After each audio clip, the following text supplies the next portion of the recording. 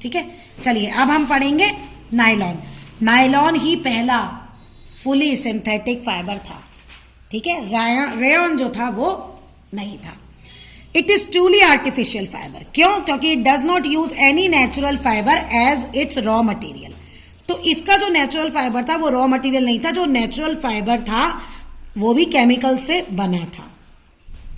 It is first fully synthetic fibre, इसलिए इसे first fully synthetic fibre कहते हैं। Nylon is also called the wonder polymer. Nylon को हम वंडर पॉलीमर भी कहते हैं। देखो नायलॉन कहां बना? न्यूयॉर्क यूएसए और लंदन इन ग्रेट ब्रिटेन। तो ये दो जगह बना है, दो सिटीज के नाम से है। ठीक है, क्योंकि दोनों कंट्रीज के साइंटिस्ट के कलेक्टिव एफर्ट से ये बना था। Uses of nylon, highly elastic है, टेंसाइल है और सिल्क लाइक अपीयरेंस है, इसीलिए कारपेट, सॉक्स और दूसरी हॉजरी आइटम बनाने में यूज होता है। तो क्वेश्चन पेपर में कैसे आएगा? क्वेश्चन पेपर में आएगा why nylon is use for making socks, क्योंकि हाईली इलास्टिक, टेंसिल स्ट्रेंथ है। टेंसिल मतलब मजबूत है, बहुत ज्यादा खिंच जाती है ना सॉक्स, इलास्टिक होती है, ऐसे आएगा। नायलॉन जो है वो बहुत सारे मिलिट्री एप्लीकेशंस में, जैसे रोप में, पैराशूट बनाने में भी यूज होता है। क्यों?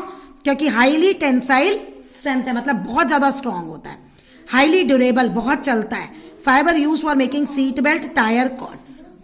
तो पेपर में क्वेश्चन आएगा कि नायलॉन सीट बेल्ट बनाने में क्यों यूज होता है, नायलॉन सॉक्स बनाने में क्यों यूज होता है।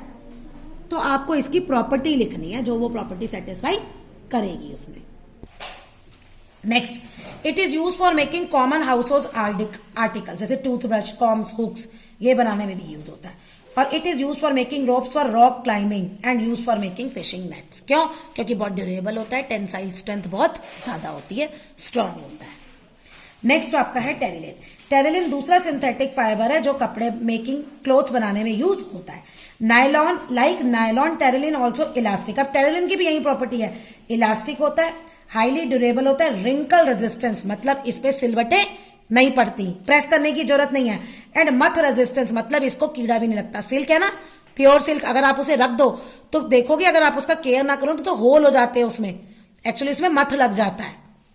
तो इनमें ऐसा कोई डर नहीं होता। वूल में भी लगता है जो प्योर वूल होती है। Uses of Terylene, it is largely use for making fabric. Fabric बनाने में ये यूज होता है। It does not absorb water and is very strong. Water को एब्जॉर्ब नहीं करता और बहुत स्ट्रांग होता है, इसीलिए क्या बनता है इसका? Sails for sail boat and for making rain coat.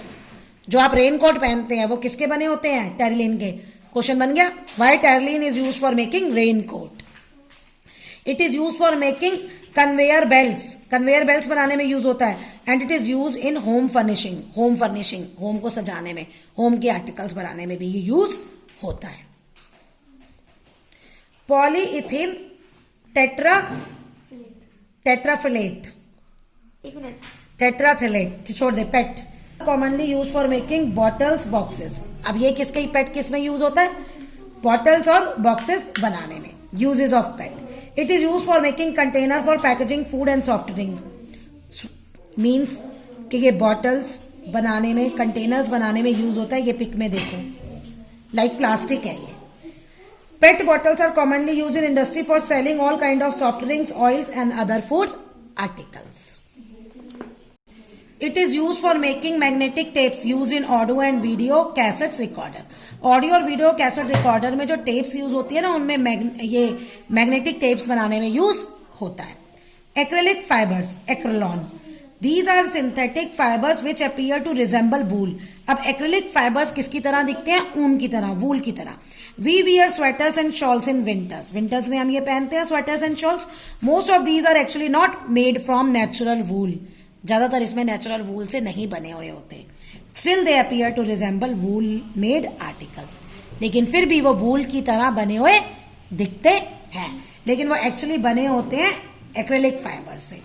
Uses of acrylic fiber, used for making blankets which are very light and have quite the same warmth as the woolen blanket। अब blanket बनाने में काम आते हैं आपके acrylic fibres.